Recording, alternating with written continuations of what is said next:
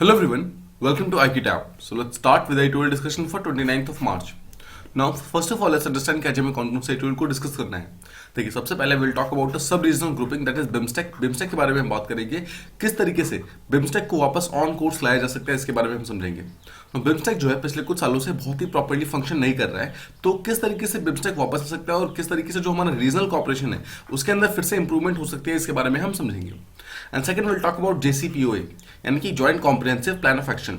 इसे simple words में Iran nuclear deal कहते हैं. तो ईरान न्यूक्लियर डील को फिर से रिवाइव करने की कोशिश की जा रही है आफ्टर 2018, जब यूएस ने इसको विड्रॉ कर लिया था, यूएसए ने इससे विड्रॉ कर लिया था. उसके बाद फिर से बहुत सारे डिफरेंट कंट्रीज वगैरह हैं जो कि इसके अंदर आ रही हैं और सबके सब साथ में मिलकर इस प्रॉब्लम को सॉल्व करना चाहते हैं. सो उसके लिए कौन कौन सी चीजें हैं जो कि इंपॉर्टेंट है और क्यों ये पूरी तरीके से सक्सेसफुल नहीं हो रही है, इसके बारे में हमें समझना है. Alright, so let's move on to the first one जो हमें बात करनी है. It is about the sub-regional grouping, that is the BIMSTEC. BIMSTEC के बारे में हम समझते हैं किस तरीके से BIMSTEC को वापस ऑन कोर्स लाया जा सकता है. ये हमारा मेन फोकस होगा आज के ट्यूटोरियल के अंदर. फर्स्ट थिंग्स फर्स्ट, हम जानते हैं कि जो हमारा वर्ल्ड है, it is actually focused right now on the war in the war between Russia and Ukraine. Right now Russia और यूक्रेन के बीच में वॉर चल रहा है और हमारा पूरा का पूरा वर्ल्ड जो है उसका फोकस वहीं पे है. इसी बीच में बिम्स्टेक ने यहाँ पर एक वर्चुअल समिट को मतलब प्लान किया है, जहां पर उसका जो होस्ट है that will be hosted by Sri Lanka. मतलब कि एक वर्चुअली समिट होगा, ठीक है, and it will be hosted by Sri Lanka. और इसमें जितने भी बिम्स्टेक के कंट्रीज हैं सबके सब आएंगे और साथ में आकर रीजनली कॉपरेट करने की बात करेंगे.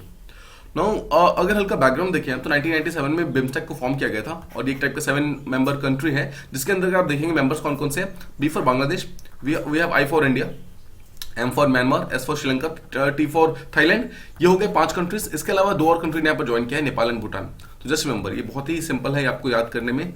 देखिए इस तरीके से है ना. तो B से आपको बांग्लादेश याद रखना है, I से आपको इंडिया याद रखना है, M से आपको म्यांमार याद रखना है, S से श्रीलंका, T से थाईलैंड. ठीक है, 5 तो यहाँ पर हो जाएंगे और 2 आपको याद रखना है नेपाल और Bhutan, and that can easily आपको सॉल्व हो जाएगा. इसके अलावा टोटल 14 डिफरेंट पिलर्स हैं जिसके अंदर ये स्पेशल फोकस करता है, जहां पर ये अपने जो भी एग्रीमेंट्स वगैरह उसको करता है. तो first things first, which are the countries, member countries और कौन कौन से हैं. तो अगर आपसे एक स्टेटमेंट पूछा जाए कि जो बिम्स्टेक के नेशन है सारे के सारे इंडिया के ईस्टर्न पार्ट के अंदर प्रेजेंट है, तो क्या वो सच होगा? Yes, that will be perfectly correct. अगर आप श्रीलंका को छोड़ दो, श्रीलंका हमारे साउथ के अंदर प्रेजेंट है, उसके अलावा जितने भी कंट्रीज हैं बेसिकली वो हमारे ईस्ट के अंदर प्रेजेंट है. नो अपार्ट फ्रॉम दिस आपको पता होगा कि हमारे इंडिया का एक एक्ट ईस्ट पॉलिसी है, राइट, एक्ट ईस्ट पॉलिसी. सो एक्ट ईस्ट पॉलिसी में हम क्या करते हैं, जितने भी कंट्रीज हमारे ईस्टर्न साइड के अंदर प्रेजेंट है उनके साथ हम अपने रिलेशनशिप को इंप्रूव करने की कोशिश करते हैं. Now, what UPSC will do is, UPSC आपसे एक छोटा सा क्वेश्चन पूछेगा. In the first statement, it can ask कि क्या आप सारे के सारे बिम्स्टेक कंट्रीज हमारे ईस्टर्न साइड में प्रेजेंट है? Yes, they are present on the eastern side. But second question फिर UPSC पूछ सकता है कि क्या जो बिम्स्टेक के सारे मेंबर्स हैं वो क्या हमारे एक्ट ईस्ट पॉलिसी का पार्ट है? देखिए टेक्निकली सारे के सारे कंट्रीज जो ईस्टर्न साइड में हैं वो हमारे एक्ट ईस्ट पॉलिसी का पार्ट होने चाहिए, बट यहाँ पर नेपाल, भूटान और श्रीलंका ये 3 मेंबर्स ऐसे हैं जो कि हमारे एक्ट ईस्ट पॉलिसी का पार्ट नहीं है. We have Bangladesh, Myanmar, Thailand, ये सब पार्ट है, यस, बट नेपाल, भूटान और Sri Lanka they are not a part of act east policy. तो जस्ट रिमेंबर कि डिस्पाइट द फैक्ट कि ऑलमोस्ट सारे मेंबर्स ईस्टर्न साइड में प्रेजेंट है, but still there are some member countries जो कि एक्ट ईस्ट पॉलिसी के अंदर नहीं आता है. इसलिए हमें मैपिंग पॉइंट ऑफ व्यू से ये चीजें मालूम होनी चाहिए, ठीक है, किस तरीके से आगे बढ़ना है. ऑलराइट, सो पीछे हमने देखा था कि टोटल 14 डिफरेंट सेक्टर्स है जिसके बीच में बिम्स्टेक मेंबर कंट्रीज आपस में कोऑपरेट करते हैं. तो we have trade and investment, transport, communication, energy, tourism, technology, इसके बहुत सारी जो कॉमन चीजें हैं, मतलब जो हर एक कंट्री के साथ हम जिसके साथ वो फील्ड्स जिसके साथ हम हर एक कंट्री के साथ डील करते हैं सेम फील्ड्स है. We have countered terrorism, transnational crimes हो गया, एनवायरमेंट हो गया, डिजास्टर मैनेजमेंट, इन सब चीजों को एक साथ लेके चलना है. यही बिम्स्टेक का मेन यहाँ पर काम है. अब देखिए हर एक सेक्टर यहाँ पर इक्वली इंपॉर्टेंट है, बट कुछ फोकस यहाँ पर कुछ स्पेशल सेक्टर्स पे किया जाता है, जैसे कि एनवायरमेंट हो गया, डिजास्टर मैनेजमेंट हो गया, इन पे स्पेशल फोकस किया जाता है और इसी पे हम स्पेशल फोकस करने वाले हैं इस पर्टिकुलर ट्यूटोरियल के अंदर. बट एक चीज आपको ध्यान रखना होगा, बिम्स्टेक जो है बहुत ही स्ट्रेंथली, बहुत ही स्ट्रांगली पार्टिसिपेट नहीं कर पा रहा है इन सब चीजों के अंदर. मतलब बिम्स्टेक डिस्पाइट द फैक्ट कि बड़े बड़े एस्पिरेशंस रखे हैं बिम्स्टेक ने कि हम ये भी कर देंगे, हम ट्रांसनेशनल क्राइम को फिनिश करेंगे, डिजास्टर मैनेजमेंट को फिनिश करेंगे, एनवायरमेंट को पूरी तरीके से बचाएंगे, राइट, कल्चरली कोऑपरेशन करेंगे. बट द पॉइंट इज इतने सारे एस्पिरेशंस होने के बावजूद हमारा जो एक्शन है, बिम्स्टेक का एक्शन जो है वो बहुत अच्छे तरीके से नहीं होता है. मतलब वी मेक प्लान्स, हम बड़े बड़े प्लान्स बना लेते हैं, बट उसको जब इंप्लीमेंट करने की बारी आती है तो हमारे बिम्स्टेक कंट्रीज है उसको इंप्लीमेंट नहीं कर पा रहे. नाउ ऑथर का बोलना ये है, जो रिसेंटली जो एक टाइप का जो अपकमिंग समिट होने वाला है, जो कि वर्चुअल समिट होगा जिसको होस्ट करेगा Sri Lanka, that is actually going to be opportunity. ये एक अपॉर्चुनिटी होने वाला है बिम्स्टेक के लीडर्स के लिए कि वो लोग अपने स्टेटमेंट से आगे बढ़कर कुछ कॉन्क्रीट स्टेप्स ले सकते हैं ताकि इन सब चीजों को इंप्लीमेंट करने के ऊपर कुछ सीरियस डिसीजंस लिए जा सके, ताकि जितने भी डिसीजंस वगैरह लिए जा रहे हैं वो सबके साथ इंप्लीमेंट हो सके. उसके लिए फर्स्ट चीज जो बनाई गई है उसका नाम है bay of Bengal maritime dialogue. तो देखिए आपको नाम से पता चल रहा है कि वो सारे के सारे कंट्रीज जो कि बे ऑफ बंगाल मतलब के मेंबर्स हैं उनके बीच में एक टाइप का मैरीटाइम डायलॉग होने वाला है. Now this particular dialogue has been facilitated by two different bodies, यानी कि सेंटर फॉर ह्यूमैनिटेरियन डायलॉग एक और पाथफाइंडर फाउंडेशन, इन दोनों ने मिलकर के ये पर्टिकुलर डायलॉग स्टार्ट किया था, जहां पर एम ये है कि जितने भी गवर्नमेंट ऑफिशियल्स हैं, मैरीटाइम एक्सपर्ट्स हैं, रिप्रेजेंटेटिव्स हैं, इन सबको एक साथ लेकर आओ, ठीक है। जितने भी मतलब आपके मेंबर कंट्रीज हैं, इन सबके जो रिप्रेजेंटेटिव्स हैं उनको साथ लेकर आओ, उनसे बातचीत करो ताकि एनवायरमेंटल प्रोटेक्शन, साइंटिफिक रिसर्च, फिर इलीगल अनरिपोर्टेड और अनरेगुलेटेड फिशिंग, इसे आईयूयू बोलते हैं, जस्ट रिमेंबर आईयूयू का फुल फॉर्म होता है illegal unreported and unregulated fishing. तो इन सब चीजों का जितने प्रॉब्लम्स वगैरह उसको सॉल्व करना है। अपार्ट फ्रॉम दिस देखिए बहुत बार ऐसा देखा गया है कि एक पर्टिकुलर कंट्री के जो फिशिंग वेसल्स होते हैं वो दूसरे कंट्री के अंदर मतलब एंटर कर जाते हैं, उसके कारण दूसरा कंट्री जो होता है वो फिशरमैन वगैरह को वो कर लेते हैं, वो लोग अरेस्ट कर लेते हैं। तो इन सब चीजों को यहाँ पर सॉल्व करना बहुत ही सिंपल है। देखिए सिंपल बातचीत से सारी प्रॉब्लम सॉल्व हो सकती है। अगर यहाँ पर इंडिया और श्रीलंका आपस में बातचीत करें तो पाक बे में जितनी फिशरीज का इशू है सारे के सारे प्रॉब्लम सॉल्व हो सकते हैं। Similarly there are some environmental concern जो कि सारे के सारे कंट्री के बीच में।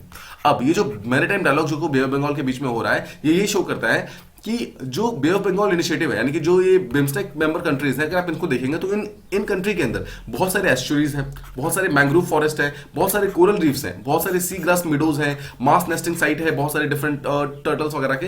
द पॉइंट इज कि इट शोज कि हम एनवायरमेंटली बहुत ज्यादा रिच है, बट इसके बावजूद हमारे यहाँ पे प्रॉब्लम ज्यादा है, बिकॉज हमारे यहाँ पर जो मैंग्रोव्स हैं वो लगातार लूज हो रहे हैं। देखा गया है कि ऑलमोस्ट 0.4% से लेकर 1.7% तक मैंग्रोव्स हमारे यहाँ पे लॉस्ट हो रहे हैं। कोरल रीफ्स हमारे यहाँ पर 0.7% की स्पीड से यहाँ पर मतलब रिड्यूस हो रहे हैं, और ऐसा माना जाता है कि अगले 50 साल के अंदर हमारा जो सी लेवल है वो ऑलमोस्ट 0.5 मीटर से इंक्रीज हो जाएगा। Now once again just understand, हम जिस भी कंट्री की बात कर रहे हैं सबके साथ बे ऑफ बंगाल की मेंबर कंट्रीज हैं। तो अगर बे ऑफ बंगाल के मेंबर कंट्रीज इसका मतलब है सबके सब कोस्टल नेशंस हैं। तो अगर इन नेशंस के अंदर सी लेवल इंक्रीज होता है तो ऑटोमेटिकली यहाँ का जो लाइवलीहुड होगा उसके ऊपर बहुत सारा इंपैक्ट पड़ेगा, जो पॉपुलेशन है उसके ऊपर प्रेशर और ज्यादा बढ़ जाएगा। अपार्ट फ्रॉम दिस पिछले 5 सालों के अंदर देखा गया है कि 13 से ज्यादा साइक्लोनिक स्टॉर्म्स इन सिर्फ 7 कंट्री के अंदर आए, मतलब जितने भी बिम्स्टेक के जो कोस्टल कंट्रीज हैं इन सबके अंदर आए हैं। ये शो करता है कि जो एनवायरमेंटल प्रेशर जो है वो हमारे कंट्री के ऊपर बहुत ज्यादा है। Now let's talk about the maritime resources. एक चीज समझिए, भले ही कोस्टल एरियाज के अंदर प्रॉब्लम ज्यादा होती है, बट आप ये भी जानते हैं कि वहां पे नेचुरल रिसोर्सेज भी ज्यादा होते हैं। So as compare to land, जो कोस्टल एरियाज होते हैं वहां पे ज्यादा नेचुरल रिसोर्सेज वगैरह प्रेजेंट होते हैं।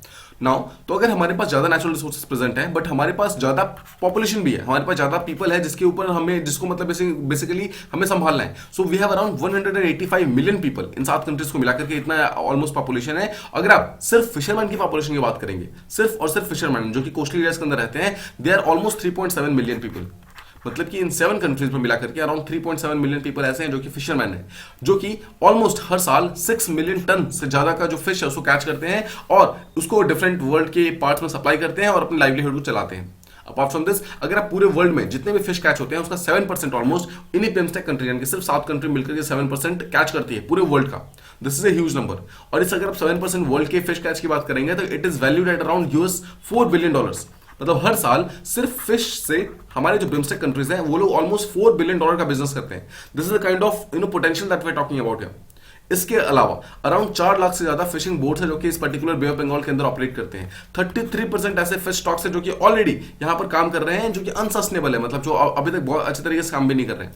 आपने फॉर्मल सेक्टर और इनफॉर्मल सेक्टर के बारे में सुना होगा। फॉर्मल सेक्टर वो होते हैं जो कि रिकग्नाइज होते हैं, जिनका नाम हर जगह लिखा होता है, जो गवर्नमेंट को पता होता है कि एक पर्टिकुलर जगह पर ये पर्सन काम करता है। इनफॉर्मल ये होता है कि जो लगातार अपने प्लेसेस को चेंज करते रहते हैं, जिन्होंने अपने आप को रजिस्टर नहीं कराया होता है। सो इनफॉर्मल सेम चीज समझिए, जो यहाँ पर अनसस्टेनेबल फिश स्टॉक है, इसका मतलब है कि ये अभी पूरी तरीके से इनफॉर्मल है। इसका मतलब है हमें मालूम भी नहीं है कितने सारे यहाँ पर फिश स्टॉक्स ऑलरेडी प्रेजेंट है।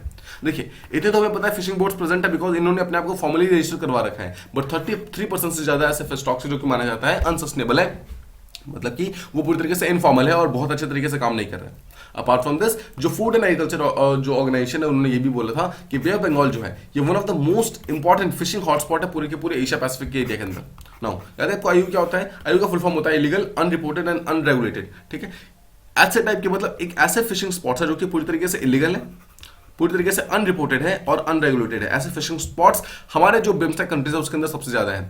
एंड दैट इज वाई सबसे बड़ा जो इन्वायरमेंटल का प्रेशर है, जो मतलब जो प्रॉब्लम बढ़ रही है वो यहाँ बिम्स्टेक कंट्री के ऊपर ही बढ़ रही है। Apart from this we have some maritime challenges.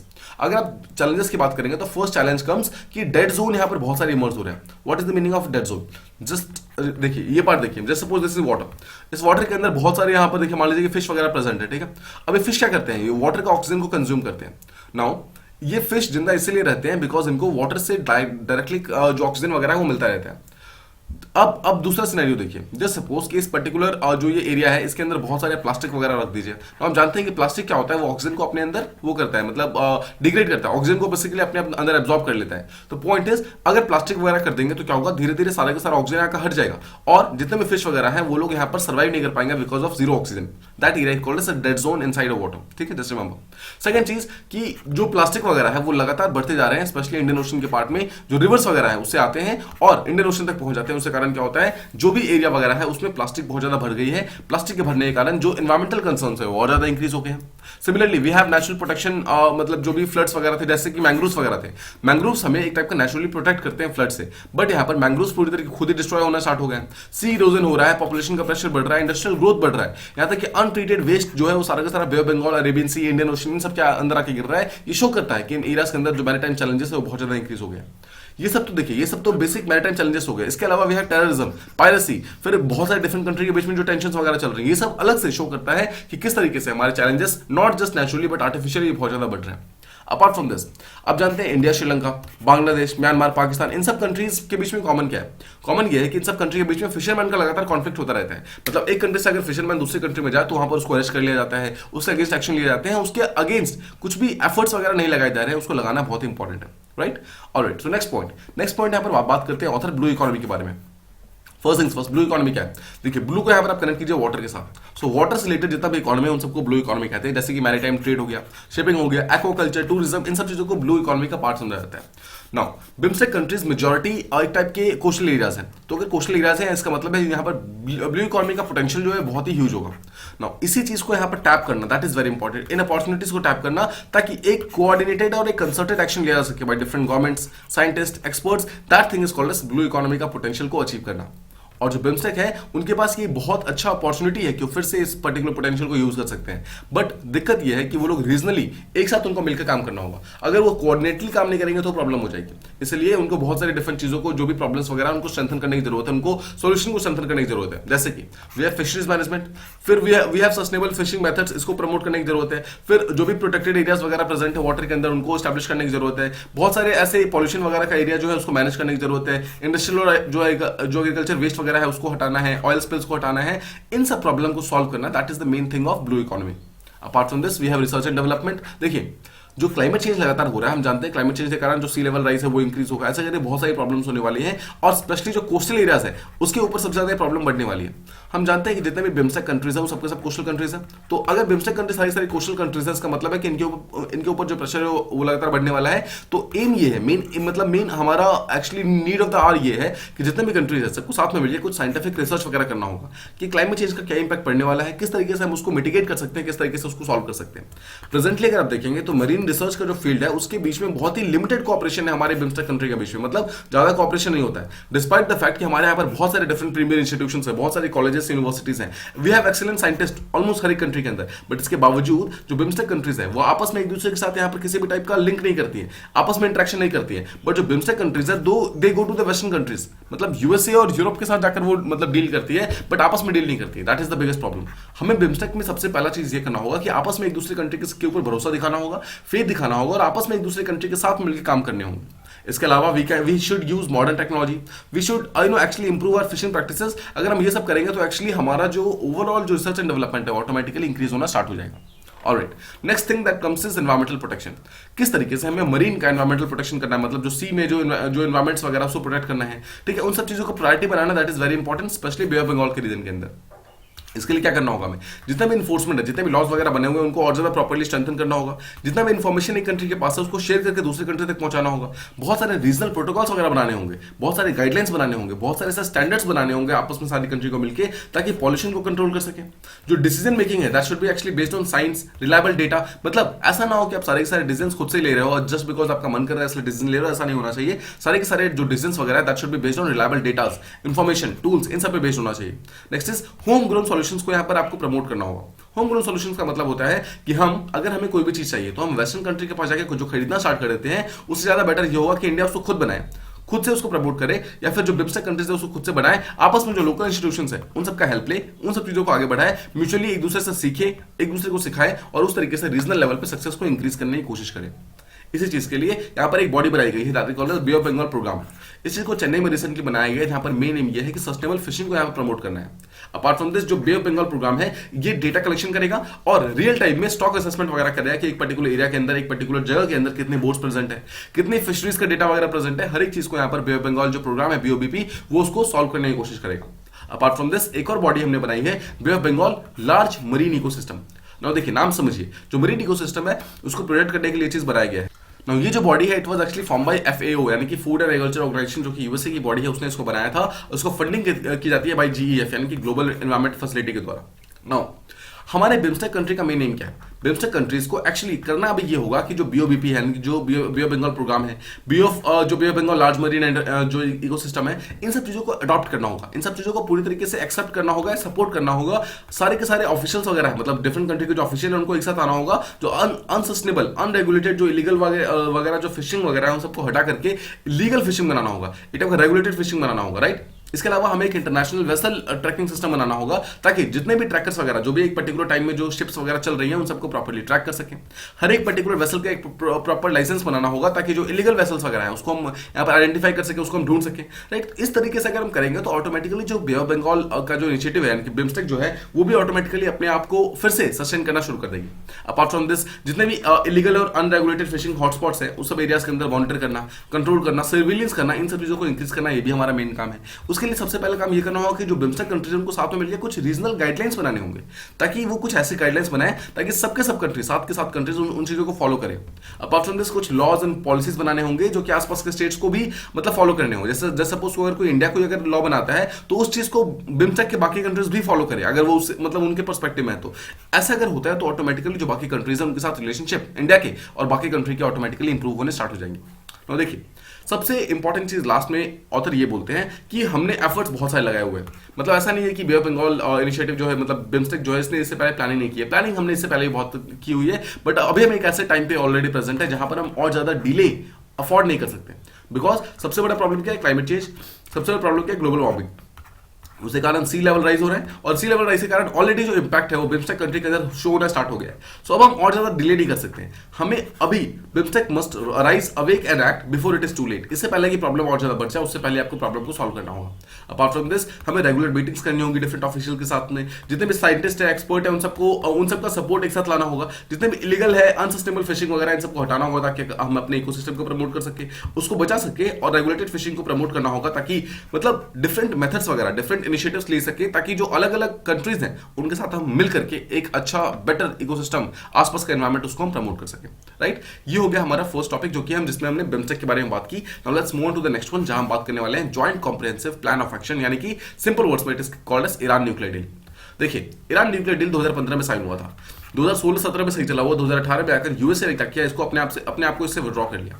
USA इसका एक बहुत ही इंपॉर्टेंट पार्टनर था। विड्रॉ करने के बाद क्या हुआ, ये ईरान न्यूक्लियर डील कहीं ना कहीं डिक्लाइन होनी स्टार्ट हो गई। बट 2022 के अंदर फिर से एक बार फिर से इस चीज को रिवाइव करने की कोशिश की जा रही है। और रिवाइव करने के लिए जितने भी यहाँ पर मीटिंग्स वगैरह है, they are being done in Vienna. Vienna कहाँ प्रेजेंट है? Vienna is actually present in Austria.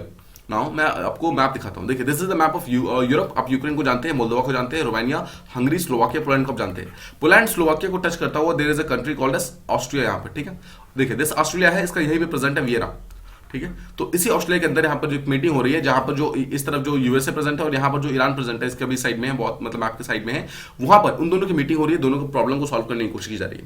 Now फरवरी का जब एंड हुआ था तो ये बोला गया था कि जो पर्टिकुलर मीटिंग है it is almost on the last stage, जहां पर बहुत सारे पार्टिसिपेंट्स वगैरह वो ये बोल रहे हैं कि कुछ ही छोटी छोटी चीजें बची हुई है रिजॉल्व करने के लिए, बाकी सारी प्रॉब्लम सॉल्व हो गई है।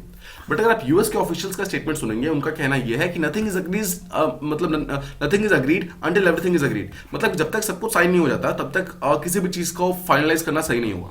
अब देखिए, 24 फरवरी को हम जानते हैं कि वॉर स्टार्ट हुआ यूक्रेन के अंदर। तो हमें ऐसा लग रहा था कि देखिए, यूएस और रशिया को जितना दूर रखेंगे दैट विल बी मतलब कंपैरेटिवली बेटर।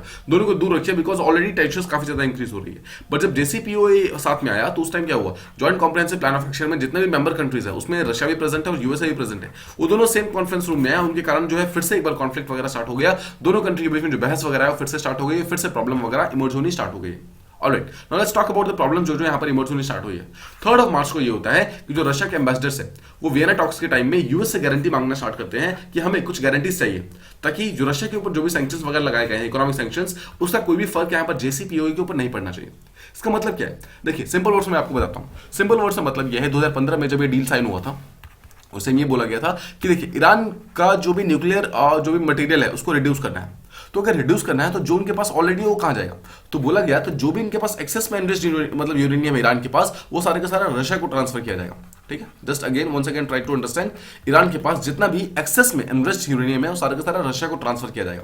अब बदले में रशिया क्या करेगा? रशिया इसकी हेल्प करेगा। जो उसका फोर्डो इन्वेस्टमेंट प्लांट है, फोर्डो एक टाइप का प्लेस है, वहां पर जो उसका फोर्डो इन्वेस्टमेंट प्लांट है, वहां पर जो आइसोटोप मैन्युफैक्चरिंग होती है ना, उसको रिड्यूस करके, मतलब एटॉमिक बॉम्ब से रिड्यूस करके उसको मेडिसिन के लेवल पे लेकर आएगा, ताकि उस एटॉमिक मतलब वैल्यू से मेडिसिन बन सके बट बॉम्ब ना बन सके।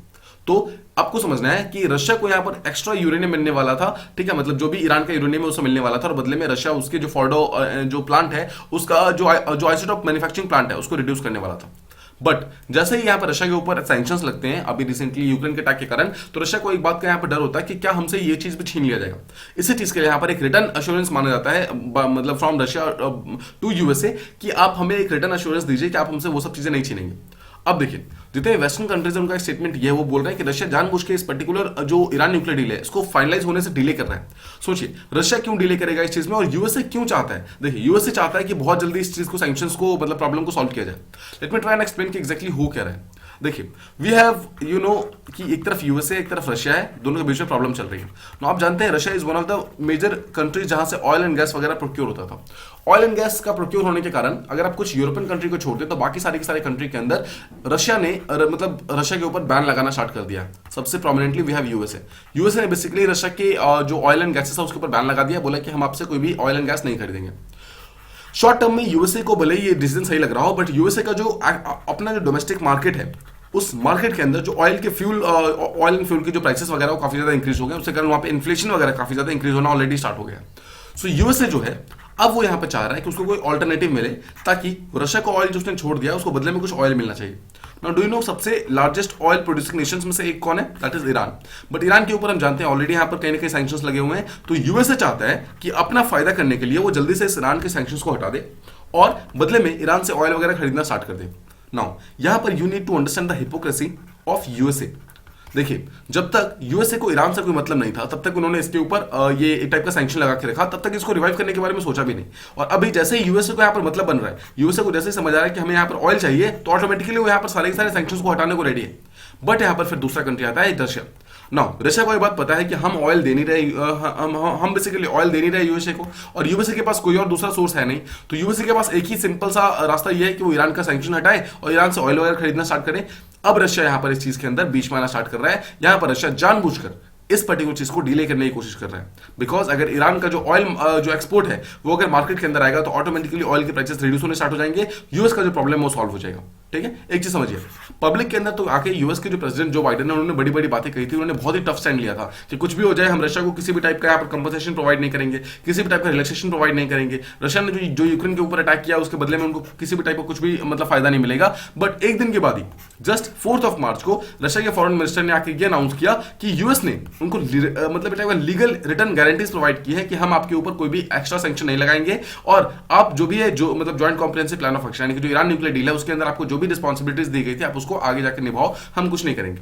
ठीक है, नाउ एक तरफ तो यूएस के ऑफिशियल्स वगैरह का ये बोलना है कि कुछ ही इश्यूज है जो कि बचे हुए हैं, मतलब जिनके ऊपर एग्रीमेंट करना बाकी है जेसीपीओए के अंदर, बाकी सारी प्रॉब्लम जो है सॉल्व हो चुकी है।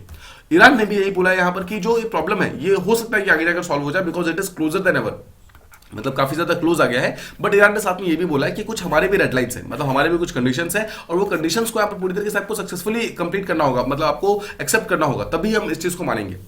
लेकिन एक चीज आपको समझना है कि भले ही पिछले कुछ महीनों से लगातार ईरान न्यूक्लियर डील फिर से रिवाइव करने की बात कर रहे हैं, बट अभी तक कोई भी एग्रीमेंट यहाँ पे साइन नहीं हुआ है। अब देखिए ईरान का बहुत सारे मतलब यहाँ पर जो भी मतलब उनके जो भी कंडीशंस वगैरह है बहुत सारे, उनमें से एक ऑब्वियसली सबसे इंपॉर्टेंट ये है कि सारे के सारे सैंक्शंस हमारे ऊपर से हटा दो ताकि हम फिर से ग्लोबल ट्रेड वगैरह कर सकें। इसके अलावा ईरान ने एक बहुत ही इंपॉर्टेंट एक और यहाँ पर कंडीशन डाला हुआ है। वो कंडीशन ये है कि उनकी एक बॉडी है Islamic revolutionary guard of crops, IRGC. और इस आईआरजीसी को यूएसए ने क्या किया, एक फॉरेन टेररिस्ट ऑर्गेनाइजेशन की तरह यहाँ पर डिक्लेयर कर दिया है। यूएसए का ने जो एफटीओ की तरह इसको मतलब डेजिग्नेट किया है। तो ईरान का बोलना ये है कि आप इस पर्टिकुलर आईआरजीसी को इस एफटीओ के लिस्ट से बाहर निकाल दो, बिकॉज ये कोई टेररिस्ट ऑर्गेनाइजेशन नहीं है, ये हमारी जो ईरान की मिलिट्री है, तो हम नहीं चाहते कि इसके ऊपर टेररिस्ट का धब्बा लगे, इसलिए आप इसको हटा दो। बट आप समझिए सेकंड चीज, एक तरफ तो आपने समझा ईरान की डील क्या, मतलब ईरान का जो main one of the main concerns क्या है कि आईआरजीसी के ऊपर जो भी टेररिस्ट का जो एक टाइप का मतलब लेबल लग गया उसको हटाना है।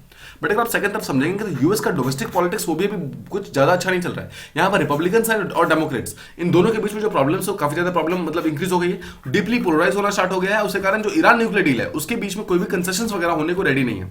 देखिए जो बाइडन की ऑलरेडी रेटिंग जो है घर के मतलब अपने होम के अंदर यूएसए के अंदर ऑलरेडी बहुत ज्यादा लो हो चुकी है, बहुत ज्यादा खराब हो चुकी है।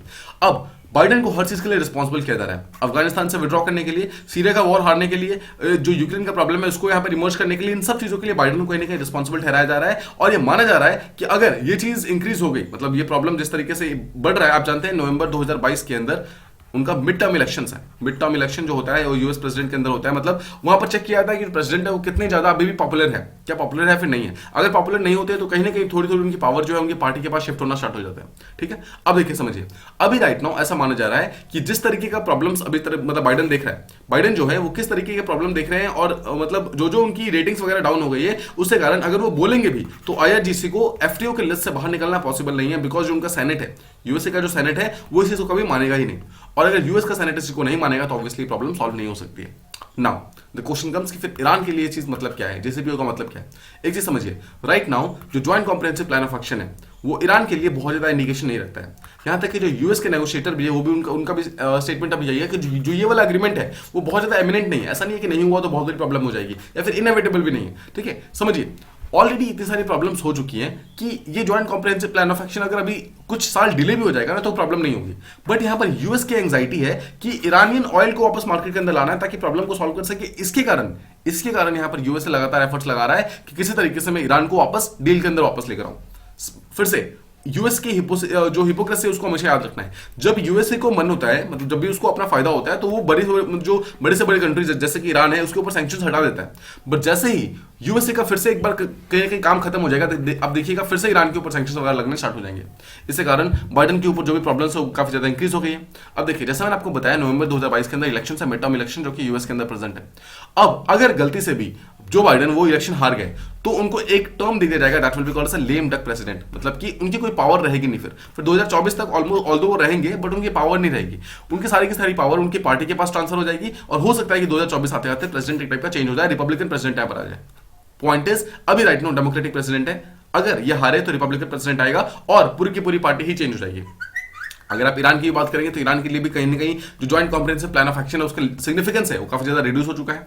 ठीक है, 2015 के अंदर उसकी वैल्यू काफी ज्यादा थी बट अब उसकी वैल्यू रही नहीं है। सिमिलरली जो ईरान है उन्होंने न्यूक्लियर एनरिचमेंट साइकिल का जो मतलब जो भी उसकी जो कैपेबिलिटी है उसको मास्टर कर रखा है। सो ईरान को राइट नाउ एक्जैक्टली पता है कि एनरिचमेंट कैसे करना है। अगर right now joint comprehensive plan of action नहीं होता है तो सबसे बड़ा घाटा यहाँ पर यूएसए को ही होगा, यहाँ पर किसी भी टाइप का घाटा यहाँ पर ईरान को नहीं होगा, बिकॉज ईरान यहाँ पर ऑलरेडी अपने आप को रिवाइव करने की कोशिश कर चुका है। समझिए देखिए अभी ईरान के ऊपर बहुत सारे ग्लोबल सैंक्शन लगे हुए हैं तो क्या इससे ईरान को प्रॉब्लम होगा।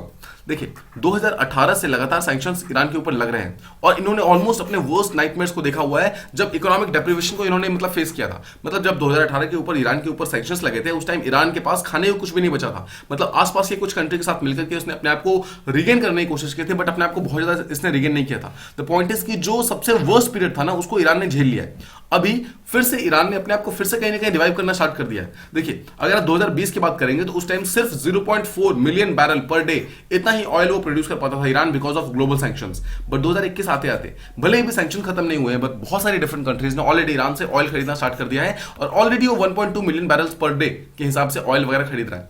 अच्छा द क्वेश्चन कम्स कि अगर यूएस ने सैंक्शन लगा रखे हैं तो क्या बाकी कंट्रीज ऑयल खरीद सकती हैं? जी हाँ, बिल्कुल खरीद सकती है। देखिए समझिए यूएस एक ग्लोबल पावर है, यूएसए अगर सैंक्शन लगाती है तो एक टाइप का हेजेमनी क्रिएट होगा कि हाँ ठीक है अगर यूएस ने लगा रखा है तो आप इस चीज को मत खरीदो बिकॉज यूएसए ने बोला हुआ है, बिकॉज एंड यूएसए एक टाइप का पावर है। बट किसी दूसरे कंट्री के ऊपर किसी भी टाइप का बाउंडेशन नहीं है। अगर ये बाउंडेशन नहीं है इसका ये मतलब है कि कोई भी कंट्री चाहे तो किसी भी कंट्री से कुछ भी खरीद सकती है, भले ही वो यूएसए ने इसके ऊपर सैंक्शन क्यों ना लगा रखे हो। फॉर एग्जाम्पल देखिए आप जानते हैं कि यूएसए ने राइट नाउ रशिया के मिलिट्री के ऊपर सैंक्शंस लगा रखे हैं बट इसके बावजूद रशिया जो है इंडिया को S-400 बेच रहा है। तो इसका मतलब क्या है, इंडिया जब चाहे रशिया से कुछ भी खरीद सकता है बिकॉज इंडिया ने कोई सैंक्शन नहीं लगा रखे हैं, यूएस ने लगा रखे हैं। तो पॉइंट इज यूएस से रशिया आपस में ट्रेड नहीं करेंगे बट बाकी कंट्रीज कर सकती है। सिमिलरली भले ही ईरान के ऊपर सैंक्शन लगे हुए हैं बट बाकी कंट्रीज जैसे कुवैत हो गया और भी जो बाकी कंट्री सऊदी वगैरह हो गया वो लोग ईरान की सपोर्ट लेकर ईरान की हेल्प लेकर के ज्यादा से ज्यादा यहाँ पे बैरल्स पर डे निकालने की कोशिश कर रहे हैं। इसके अलावा वी हैव IMF। देखिए इंटरनेशनल मॉनेटरी फंड ने ये बोला है कि पिछले 2 साल को अगर आप देखेंगे, पिछले 2 साल जो कि कोविड का पीरियड भी था ऑब्वियसली, उस टाइम में सब मिला करके जो ईरान की एवरेज ग्रोथ थी वो सिर्फ 3% के आसपास में थी, मतलब इतना स्लो ग्रो कर रहा था। बट आईएमएफ ने बोला है कि ईरान अपने आप को बेटर तरीके से फिर से रिवाइव कर रहा है, जहां पर देखा गया कि 2022 के अंदर ईरान एक एनुअल ग्रोथ की तरह 2% अचीव कर सकता है। देखिए 2 साल में मिलाकर 3% का मतलब क्या है, एक साल में सिर्फ 1.5% के आसपास में, और इस साल अगर 2% कर रहा है इसका मतलब है इससे बेटर कर रहा है, राइट। तो 1.5% से बेटर कर रहा है और ये बेटर हो जाएगा अगर इसने 2% अचीव कर लिया, that will B comparatively better. Now अगर इसने 2% अचीव कर लिया तो जो भी 2018-19 के अंदर ईरान का जो भी मतलब उनका जो इकोनॉमी था उसके ऑलमोस्ट 95% के आसपास में पहुंच जाएगी। देखिए ईरान का ऐसा नहीं कि ईरान हर साल 10% के आसपास से ग्रो करता है, फिर 7% के आसपास से ग्रो करता है। ईरान का जो एवरेज ग्रोथ है वो अराउंड 3 to 3.5% से ही ग्रो करता है वो हर साल। तो अगर वो 2% अचीव कर रहा है तो इसका मतलब है ऑलरेडी वो काफी क्लोज आ जाएगा और धीरे धीरे फिर जहां पर उसको पहुंचना है वहां तक भी पहुंच जाएगा। नाउ अब बदले में ईरान ने क्या किया, जब 2018 के अंदर ईरान के ऊपर सैंक्शंस वगैरह लगाए गए थे तो बदले में ईरान ने क्या किया, किस तरीके से यूएस को काउंटर करने की कोशिश की। देखिए एक चीज समझिए, हम जानते हैं कि ईरान ने ऑलरेडी जो यूरेनियम है उसको एनरिच करना ऑलरेडी सीख लिया, बट अभी बहुत सारी प्रॉब्लम्स ऐसी हैं जिसको फेस करना इंपॉर्टेंट था। जैसे कि बहुत सारी पॉलिटिकल प्रेशर जो यहाँ पे लगातार यूएस लगा रहा था, लगातार जो डोमेस्टिक लेवल पे, रीजनल लेवल पे जो ईरान के ऊपर प्रेशर बढ़ रहा था, उन सबको सॉल्व करने के लिए बहुत सारे अलग अलग डिसीजन ईरान ने लिए। सबसे इंपॉर्टेंट उसमें से ये था कि ईरान ने रशिया और चाइना के साथ अपने रिलेशनशिप को इंप्रूव करना स्टार्ट कर दिया। साथ ही साथ ईरान ने अजरबैजान के साथ, टर्की के साथ और सऊदी अरेबिया के साथ, अगर आप ध्यान से देखेंगे तो Russia, China, Azerbaijan, Turkey, Saudi, ये सारे के सारे वो कंट्रीज है जिनके यूएस के साथ बिल्कुल बनते नहीं है। तो जितने भी कंट्री जो कि एंटी यूएसए थे उन सब के साथ ईरान ने अपने रिलेशनशिप को इंप्रूव करना स्टार्ट कर दिया। अब एक तरफ तो ये हुआ कि ईरान ने अपनी वैल्यू को इंक्रीज करना स्टार्ट किया, but on the other hand US का जो क्रेडिबिलिटी है वो धीरे धीरे डिक्रीज होना स्टार्ट हो गया। ना आप जानते हैं इस चीज को, जो वेस्ट एशिया के डिफरेंट कंट्रीज वगैरह हैं उन सबके लिए यूएस को कहीं ना कहीं रिस्पॉन्सिबल ठहराया जाता है, स्पेशली जो बाइडेन को ठहराया जाता है। उसके कारण अब वेस्ट एशिया में अफगानिस्तान के अंदर प्रॉब्लम मतलब स्टार्ट कर दिया, सीरिया के अंदर, इराक के अंदर, ऐसे करके बहुत सारी कंट्री के अंदर जो लगातार प्रॉब्लम्स इमर्ज हुई है, उसके कारण यूएस की जो वैल्यू है वो लगातार डिमिन होनी स्टार्ट हो गई है। उसके कारण जितने भी रीजनल प्लेयर्स वगैरह थे, जितने भी आसपास के कंट्रीज थे, अब उनके मतलब देखिए जितने भी रीजनल प्लेयर्स हैं ना जो कि इसके आसपास, ईरान के आसपास है, अब वो लोग ये चाहते हैं कि यूएसए को साइड करके खुद ही आपस में जाकर इंडिपेंडेंट जाकर खुद ही इंगेजमेंट करें, मतलब इसके साथ, ईरान के साथ। यूएई ने रिसेंटली आकर ईरान के साथ बातचीत की, डायलॉग किया और उसको बोला कि हम आपके साथ रिलेशनशिप को इंप्रूव करना चाहते हैं। सिमिलरली इजराइल ने, इजिप्ट ने, टर्की ने, इन सब ने धीरे धीरे अब ईरान के साथ अपने रिलेशनशिप को इंप्रूव करना स्टार्ट कर दिया। इसके अलावा इराक भी अपनी कंट्री को, मतलब अपने रिलेशन को आसपास की कंट्री के साथ यहाँ पर इंप्रूव कर रहा है। देखिए इराक वो कंट्री है जिसपे यूएसए ने ऑलमोस्ट 20 ईयर्स तक बॉम्बार्डमेंट किया, मतलब कि ऑलमोस्ट 20 ईयर्स तक यहाँ पर वॉर चला है आईसिस के अगेंस्ट, सीरिया के, मतलब इराक, सीरिया, इन सब एरियाज के अंदर। नाउ अब सोचिए इराक जो कि अभी तक यूएस के डर के अंदर बैठा हुआ था, अब इराक को बाहर निकाल के इजिप्ट के साथ, जॉर्डन के साथ, यहां तक कि यूएई, सऊदी, इजिप्ट के साथ, इन सब के साथ पर अपने डील को और ज्यादा स्ट्रेंथन कर रहा है, अपने जो भी इनके पावर्स वगैरह उसको और ज्यादा इंक्रीज कर रहा है। नाउ इस पर्टिकुलर एरिया के अंदर एकमात्र जो प्रॉब्लम बची हुई है वो है ईरान और इजराइल के बीच में। ईरान और इजराइल जो है वो एक टाइप के नेचुरल होस्टाइल्स हैं, होस्टाइल कंट्रीज है, जो कि शिया सुन्नी का यहाँ पे मतलब इशू आता है और उसके कारण दोनों एक दूसरे कंट्री से बहुत ज्यादा मतलब क्लोज नहीं आते। इसलिए इजराइल बेसिकली ये चाहता है कि ईरान के अंदर जो भी न्यूक्लियर डील वगैरह है वो जल्दी साइन ना हो। इसके अलावा वो लगातार ईरान के ऊपर अटैक करता रहता है, ठीक है, ईरान के अलावा सीरिया पे, इराक पे, इन सब पे लगातार अटैक करता रहता है ये सब, मतलब ठीक है, इजराइल मतलब अटैक करता रहता है। बट द पॉइंट इज अगर आप इजराइल को साइड कर देंगे तो इजराइल के अलावा बहुत सारी कंट्रीज ऐसी हैं जो कि ईरान को राइट नाउ सपोर्ट कर रही है। अगर आप इजराइल की बात करोगे तो इजराइल को भी यहाँ पर कहीं ना कहीं, देखिए इजराइल भी बहुत बड़ी कंट्री नहीं है, इजराइल भी यहाँ पर रशिया के ऊपर डिपेंड करता है कि रशिया यहाँ पर आके इसको हेल्प करेगी, इजराइल को ऊपर उठाने में हेल्प करेगी। बट अगर आप सेकंड तरफ सोचो तो ईरान यहाँ पर रशिया के साथ भी रिलेशनशिप को इंप्रूव कर रहा है। सो अगर ईरान रशिया के साथ भी इंप्रूव कर रहा है तो रशिया आप कभी भी ईरान के अगेंस्ट जाएगा नहीं। तो इजराइल अगर रशिया को बोलता भी है कल को कि अगर आपको मतलब आप हमारी सपोर्ट करो ईरान के अगेंस्ट में, तो शायद हो सकता है कि रशिया के जाकर सपोर्ट ना करे। तो ये शो करता है एक्चुअली, देखिए ये सब जितने भी मल्टीलेटरल अफेयर्स हो रहे हैं ना जो कि हमारे ग्लोबल एरेना के अंदर हो रहा है, ये सब शो करता है कि आगे जाकर ईरान और इजराइल का इशू भी शॉर्ट टर्म के अंदर सॉल्व हो सकता है। सिमिलरली अब देखिए अगर आप कुवैत को छोड़ देंगे तो बाकी किसी भी कंट्री ने यहाँ पर रशिया के ऊपर किसी भी टाइप का मतलब सैंक्शन लगाए नहीं है। रशिया ने जो यूक्रेन के ऊपर अटैक किया उसके ऊपर बहुत सारी डिफरेंट वेस्टर्न कंट्रीज ने जो रशिया के ऊपर सैंक्शन लगा दिए। बट अगर आप वेस्टर्न कंट्री की बात करें, वेस्ट एशियन कंट्री की बात करें, तो एक कुवैत को छोड़ दीजिए, कुवैत के अलावा किसी ने भी इसके ऊपर सैंक्शन नहीं लगाया। Kuwait is the only West Asian country जिसने एक्चुअली रशिया को इस चीज के लिए अकाउंटेबल ठहराया है और उसके अगेंस्ट सैंक्शन वगैरह लगाए हैं। अब देखिए फाइनली ऑथर क्या बोलते हैं, ऑथर ये बोलते हैं कि यूएसए अगर अपने रिलेशनशिप को इंप्रूव करना चाह रहा है तो वो सबसे पहले देखता है वेस्टर्न कंट्री की तरफ में, सेकंड वो देखता है यूरोपियन कंट्री की तरफ में, और थर्ड अभी वो यूक्रेन के आसपास में घूम रहा है। ये तो हो गया यूएसए का, यूएसए इस एरिया के अंदर आसपास घूमने की कोशिश कर रहा है। बट अगर आप बाकी कंट्री को देखेंगे तो क्या देखिए नॉर्दर्न एरियाज के अंदर तो यहाँ पर जो यूएस है उसका जो दबदबा है वो अभी बना हुआ है। बट क्या जो साउदर्न जो कंट्रीज हैं क्या वहां पर यूएस का अभी सेम हेजेमनी है? नो देखिए, जितने भी ट्रांस कोकाकस रीजन है, जैसे कि नेटो के मेंबर्स हो गए, ठीक है, वो सब वेस्ट एशियन मेंबर्स हैं, वो लोग ऑलरेडी आपस में बातचीत कर रहे हैं, आपस में एक दूसरे के अपने रिलेशनशिप को इंप्रूव कर रहे हैं, आपस में मिलकर के एक मल्टीपोलर ऑर्डर को यहाँ पर इमर्ज करने की कोशिश कर रहे हैं। समझिए, हमारे वर्ल्ड के अंदर right now USA is the only power, इसलिए हम इसे यूनिपोलर वर्ल्ड कहते हैं, मतलब कि हमारे वर्ल्ड के अंदर अभी सिंगल पोल है और सारी की सारी पावर एक सिंगल पोल के पास है, that is USA. But US का लगातार डिक्लाइन होने के कारण बहुत सारी छोटी छोटी कंट्रीज जो हैं अपने आप को फिर से रिवाइव कर रही हैं। अच्छा, आपको आप बेसिकली इस चीज को फिर से एक बार हिस्ट्री के साथ इसको मतलब वो कीजिए, लिंक कीजिए। आप जानते हैं मुगल 1526 में जब स्टार्ट हुए थे और ऑलमोस्ट 1605 अकबर के पीरियड आते आते जो मुगल थे वो ऑलमोस्ट बहुत ज्यादा स्ट्रांग हो गए थे। 1707 वाज द टाइम जिस टाइम औरंगजेब की डिक्लाइन होता है यहाँ पर, राइट, मतलब औरंगजेब का यहाँ पर डेथ होता है। तो 1705 के आसपास अगर देखेंगे तो मुगल इतना स्ट्रांग था कि आसपास के सारे जो छोटे छोटे कंट्रीज थे, मतलब जो छोटे छोटे जो प्रिंसली स्टेट्स वगैरह थे, जो स्टेट्स वगैरह थे, वो लोग इस मुगल्स के अंदर रहते थे। बट जैसे ही यहाँ पर 1707 के अंदर औरंगजेब की डेथ होती है, उसके बाद क्या होता है, जैसे ही डेथ होती है, मतलब जैसे ही मुगल एम्पायर यहाँ पर वीक होता है, वैसे ही जितने भी रीजनल एम्पायर्स थे वो अपने आप को धीरे धीरे अलग करना स्टार्ट करते हैं। जाट्स ने खुद को अलग कर लिया, ठीक है, अपने आप को, जो मराठास थे उन्होंने अपने आप को अलग कर लिया, ऐसे करके सिख ने अपने आप को अलग कर लिया, ऐसे जितने भी डिफरेंट बॉडीज थे उन सब ने अपने आप को अलग कर लिया। सेम चीज यहाँ पर इंटरनेशनल एरेना के अंदर हो रहा है।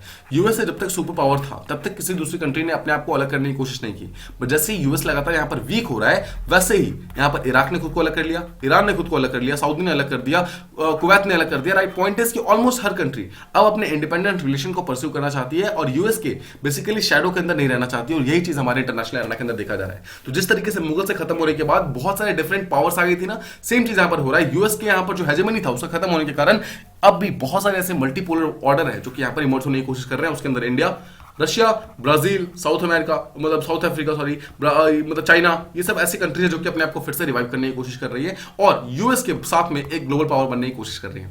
ये था हमारा सेकंड एडिटोरियल। आई होप आपको ये चीजें प्रॉपर्ली समझ आ गई होंगी। अगर आपको कोई भी डाउट है तो please do mention the in comment boxes, हम उसको जल्दी से रिप्लाई करने की पूरी कोशिश करेंगे। Apart from this, if you like the video, अगर आपको इससे कुछ सीखने को मिला तो please do like, share and subscribe, and thank you so much for listening.